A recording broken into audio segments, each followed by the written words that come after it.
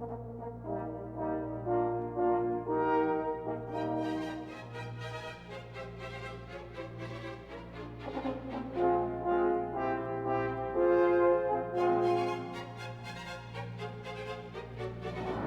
John Fitzgerald Kennedy, do solemnly swear I, John Fitzgerald Kennedy, do solemnly swear that you will faithfully execute the office of President of the United States that I will faithfully execute the office of President of the United States and will, to the best of your ability, and will, to the best of my ability, preserve, protect, and defend the Constitution of the United States. preserve, protect, and defend the Constitution of the United States. So help me God. So help me God.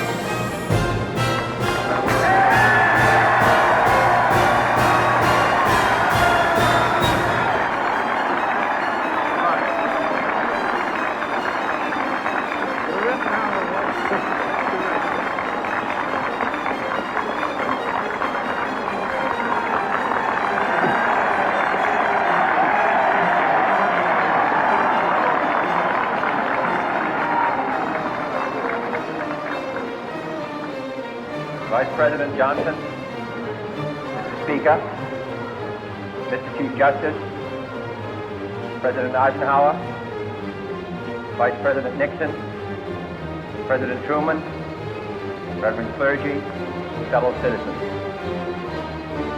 We observe today not a victory of parties, but a celebration of freedom, symbolizing an end as well as a beginning, signifying renewal as well as change. For I have sworn before you and Almighty God the same solemn oath our forebears prescribed nearly a century and 3/4 ago. The world is very different now. Man holds in his mortal hands the power to abolish all forms of human poverty and all forms of human life. And yet the same revolutionary beliefs for which our forebears fought are still an issue around the globe. The belief that the rights of man come not from the generosity of the state, but from the hand of God. We dare not forget today that we are the heirs of that first revolution. Let the word go forth from this time and place to friend and foe alike that the torch has been passed to a new generation of Americans born in this century, tempered by war, disciplined by a hard and bitter peace, proud of our ancient heritage, and unwilling to witness war permission, for undoing of those human rights to which this nation has always been committed, and to which we are committed today at home and around the world.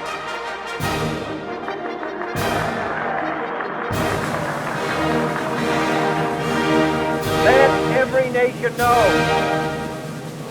whether it wishes us well or ill, that we shall pay any price, bear any burden, meet any hardship, support any friend, oppose any foe, to assure the survival and the success of liberty.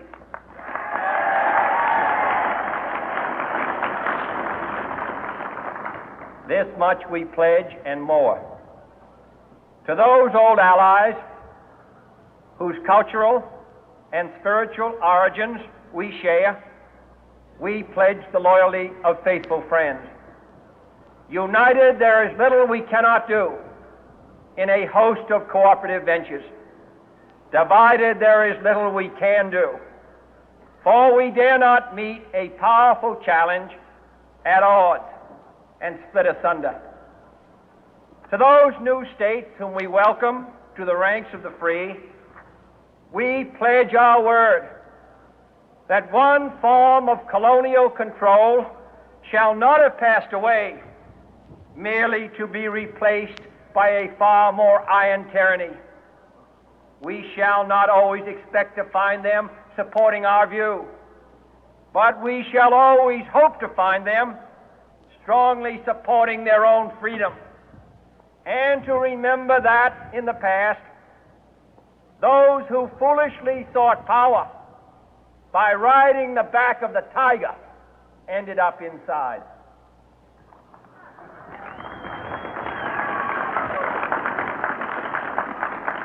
To those people in the huts and villages of half the globe struggling to break the bonds of mass misery, we pledge our best efforts to help them help themselves for whatever period is required, not because the communists may be doing it, not because we seek their votes, but because it is right. If a free society cannot help the many who are poor, it cannot save the few who are rich.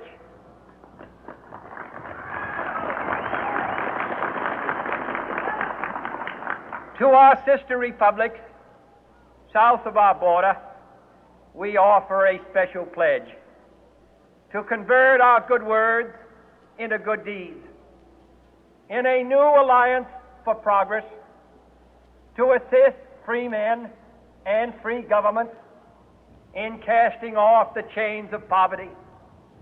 But this peaceful revolution of hope cannot become the prey of hostile powers. Let all our neighbors know that we shall join with them to oppose aggression or subversion anywhere in the Americas. And let every other power know that this hemisphere intends to remain the master of its own house.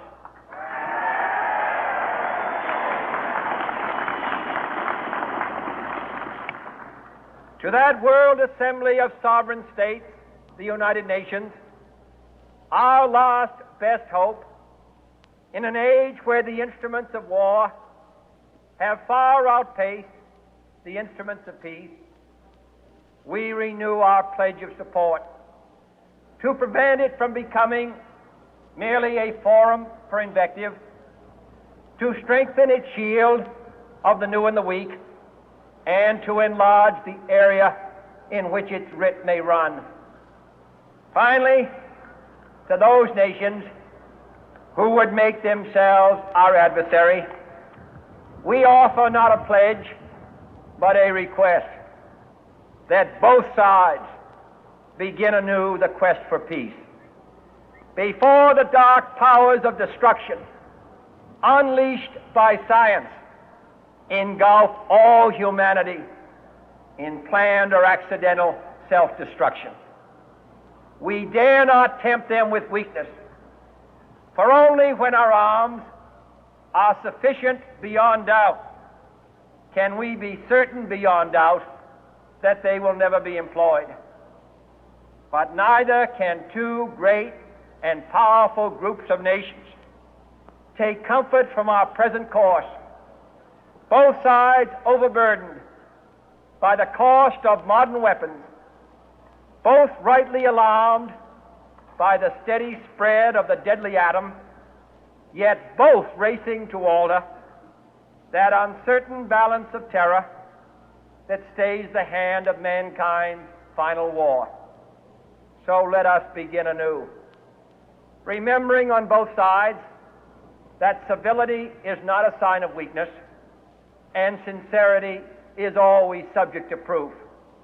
Let us never negotiate out of fear, but let us never fear to negotiate.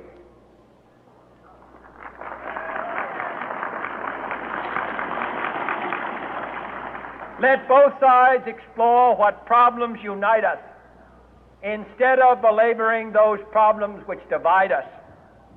Let both sides, for the first time, formulate serious and precise proposals for the inspection and control of arms, and bring the absolute power to destroy other nations under the absolute control of all nations.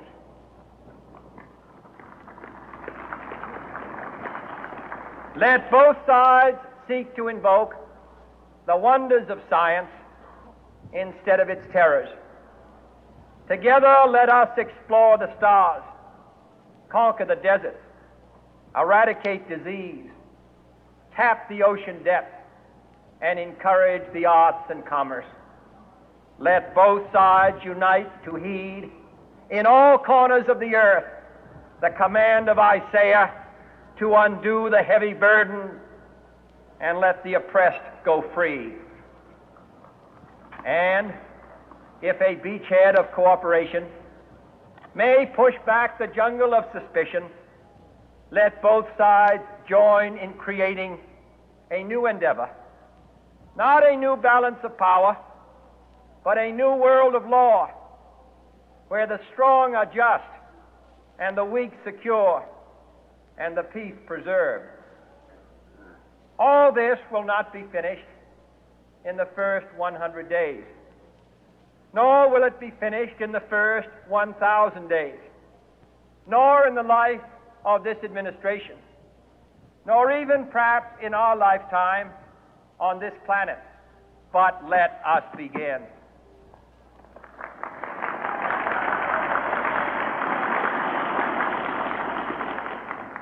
In your hands, my fellow citizens, more than mine, will rest the final success or failure of our course. Since this country was founded, each generation of Americans has been summoned to give testimony to its national loyalty. The graves of young Americans who answered the call to service surround the globe.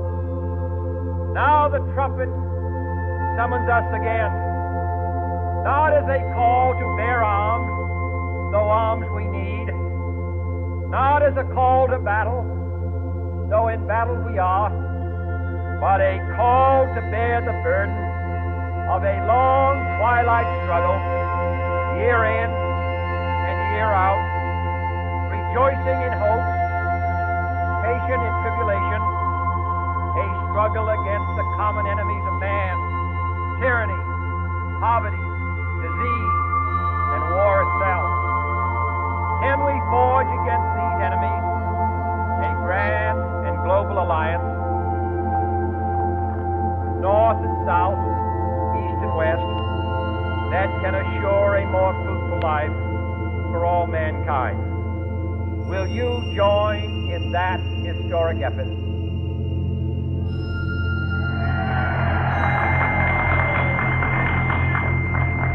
In the long history of the world, only a few generations have been granted the role of defending freedom in its hour of maximum danger. I do not shrink from this responsibility. I welcome it.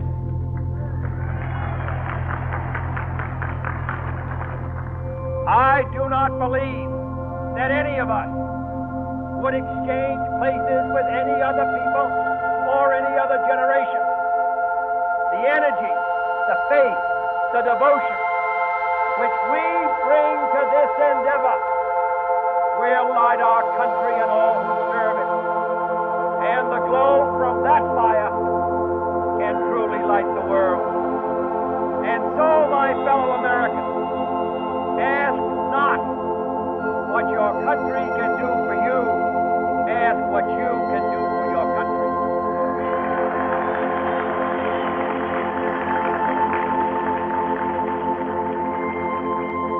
My fellow citizens of the world, ask not what America will do for you, but what together we can do for the freedom of man.